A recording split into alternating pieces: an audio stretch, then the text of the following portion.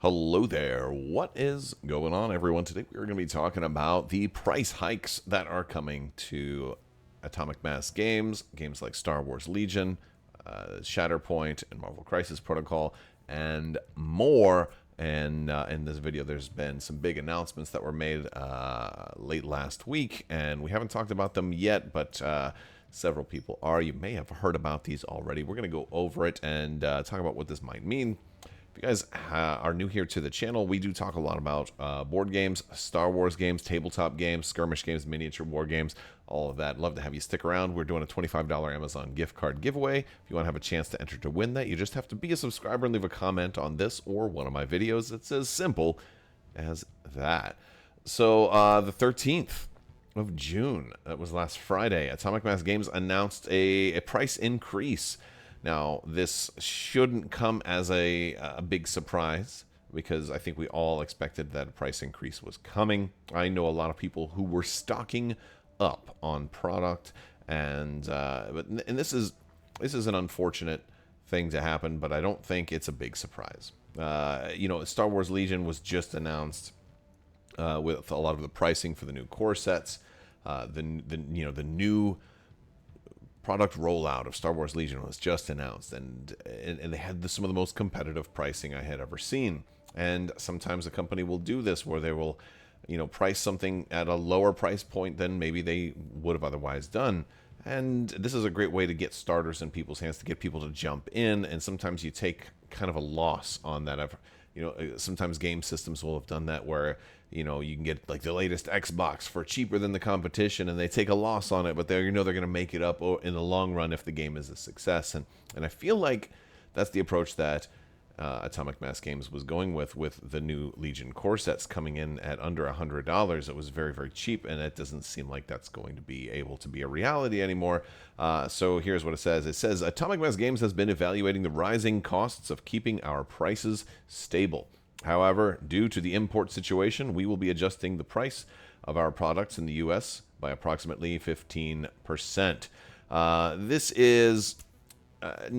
no, this isn't a massive increase. This was, I think, a very small increase compared to the tariffs that have been 30% and are supposed to be going up to, I want to say, about 50% as far as the latest deal. But I feel like it's a situation that changes every week or two. I think it's finally settling into a sort of a state of permanence at a still a high tariff. Now, these tariffs in the United States were over 140% about a month ago. And so, being at, 30 or 50 or anywhere in there is certainly a lot lower than 140%, but still sort of unsustainable for most smaller companies. Now, Asmodee is a large company, and all of their sub-companies, they probably have enough to be able to bankroll a little bit of this and to be able to stay in business, where not all of the smaller companies can do that. Now, of course, this isn't just Atomic Mass Games. Fantasy Flight also put out a very similar notice.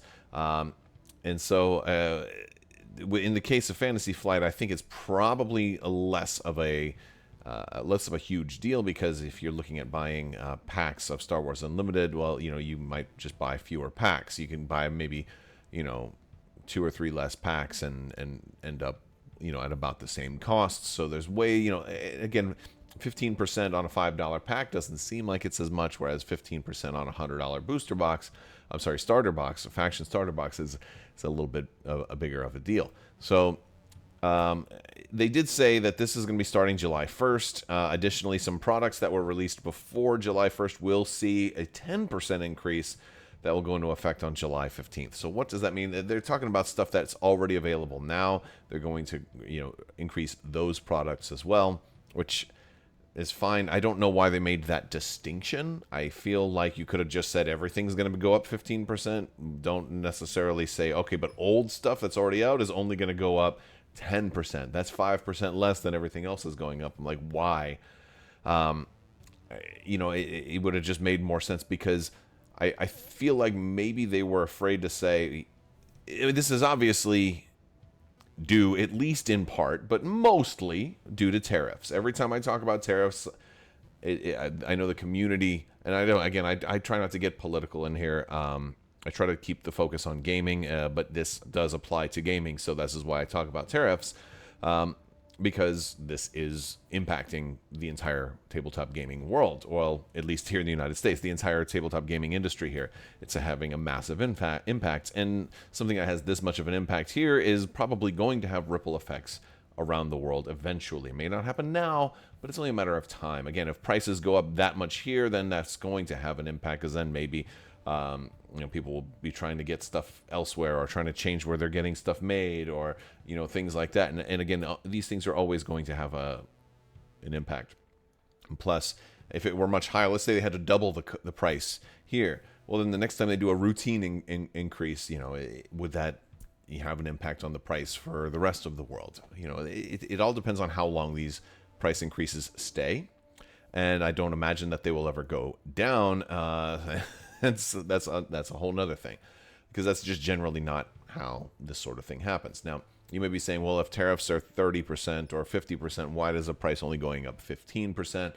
That has a lot to do with how the tariffs work. It's off of declared value. So it's not the full MSRP. It's the declared value of however much of a loss the company would have taken if the boat sank or something like that when they're coming in. So the declared value is a little bit more of like the manufacturing cost plus a certain percentage.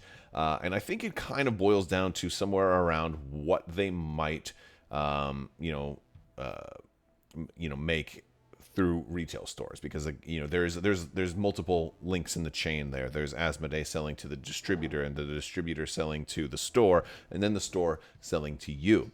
And that's an important part, because it also gets into this next part, which is, of course, the parent company, Asmodee, is also changing to their minimum advertised price. Now, if you're not familiar with the map, now this isn't a map like Dora the Explorer that pulls the map out of the backpack. This is the minimum advertised price. Years ago, X-Wing expansions that were, $20 would sometimes be on sale and advertised for $10 or $7.99 and things like that. Some people could get stuff cheap. Some people were trying to offload maybe old inventory or whatever. And this was a big to-do, because online retailers that didn't have the overhead that a brick and mortar store would have would be able to list things much cheaper, your Amazon prices and things like that. So in order to help brick and mortar stores, which are the places where people kind of go and see these games, and those are the gateways to growing these games. That's where I got started in tabletop gaming, was at my local Sci-Fi City brick and mortar store. So in order to kind of help brick and mortar stores, and also to kind of help the brand's sort of perceived value around the world, they come up with this thing called a minimum advertised price. And it basically says that this is the lowest price that you're allowed to list this for. So if a new board game is $99.99 or a $100 board game, and it used to be like you can only do like 15% lower or 20% lower. The lowest you could list it might be $80, might be $85. Of course, it depends on the item, but it's usually a percentage of whatever the MSRP is. They are changing the minimum advertised price to now be 100% of MSRP. What that translates to is no more sales. You're not allowed to advertise a sale on any Asmodee product at all. That's the current roadmap moving forward. You're not allowed to ever list any of this stuff on sale unless they give you expressed permission to do so. Now, what this doesn't prohibit a brick and mortar store from having a special incentive, like, hey, come in and play and get coupons, and then the coupons are good for so on and so forth. Also doesn't prevent them from charging you a sale price once you're already in the store, but it does prevent them from advertising it. That's the A in MAP, the advertised portion. So they can't try to get you in the store with a, hey, 50% off all Star Wars Legion products and things like that. So this is something to try to level the playing field, but at the same time, it's also there to keep the perceived value high, especially when you are going to be looking at, online retailers that might be in the UK that might not be impacted by these things, and it's going to create this huge weird situation. So I'm going to be curious to see how this works out, if this policy gets adjusted. This is a policy that has been changed multiple times over the past maybe 5 to 10 years. I've seen it being changed a lot, and it does impact how retailers are allowed to advertise and what kind of sales they're allowed to do, at least in the advertising form. But once you're already in the store, then these rules don't necessarily apply. Then it's up to the store's discretion. And this is why sometimes, again, games aren't the only ones that will do this. Plenty of times, like around Thanksgiving here in the United States, we have something called Black Friday, or it's a big consumer sale day. And you sometimes would see like a laptop or a new Xbox or something like that, and it would see find the price in cart, and you'd have to like add it to your cart and then go to checkout and then see what it comes up in. Well, if you're ever wondering why they would do stuff like that, a lot of that has to do with, well, they're not advertising that price. They're still advertising, but they're not advertising a price. They're just advertising a particularly good deal, like the best deal you ever find.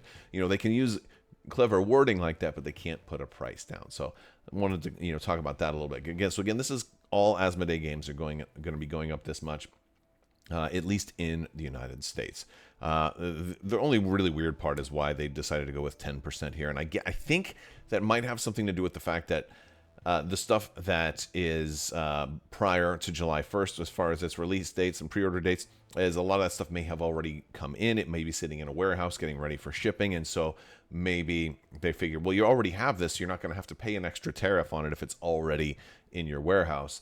But then again, they would have already had to pay it. But then, with tariffs changing, I think that might have been one of the reasons, but I don't want to speculate too much. I will just say, I think that it's weird that they announced a separate price increase for stuff prior to July 1st, and only a 5% difference too, for those that are after July 1st. So very weird, but basically 15% price increase. We've seen a lot of price increases in the last couple of years.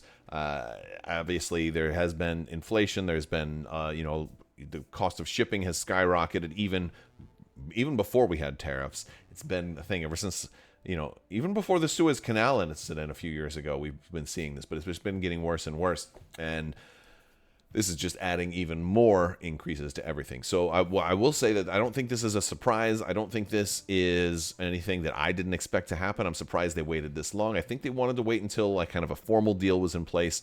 And at least at the moment, it doesn't look like this is going to shift wildly. This may be the case for 6 months. This may be the same rate for the next year or even 2 years. But it would be nice if like the tariffs went away or at least got drastically reduced, and we could get back to like kind of business as usual and more sustainable prices for companies to create more and more board games. I love a lot of the indie games that are coming out, and I love a lot of the smaller publishers able to make amazing games. It really stinks if this hurts them even worse than it hurts the big companies, especially if you were running a Kickstarter or something and you had a game that was already on the boat. That's where you really get hurt, because you might not have an extra 30-40 grand to cover all of the tariffs that you've already maybe charged your backers, and have to go back to them asking for more money. And then by the time you collect it, well, the tariffs have increased again, and then we have to go back and ask for even more money again. It's a chaotic situation. And so 15% seems like a very modest, reasonable increase. I'm not thrilled about it. One thing that this does mean for me is that I'm probably not picking up the new starters for Legion, because if you look at, again, I play all of the different armies, including Shadow Collective, and it's already was going to be a very, very expensive, buy-in for models that kind of already have. I wonder if this means Atomic Mass Games kind of regrets putting all of these cards for free on their website, because now I'm definitely more inclined to just use the print and play option for everything and utilize the models that I already have. I'm curious, for you Legion players out there, do you feel the same? Or is the 15% not a big enough deal for you? Then you're still going to go ahead and get all of the stuff that you want to get anyway.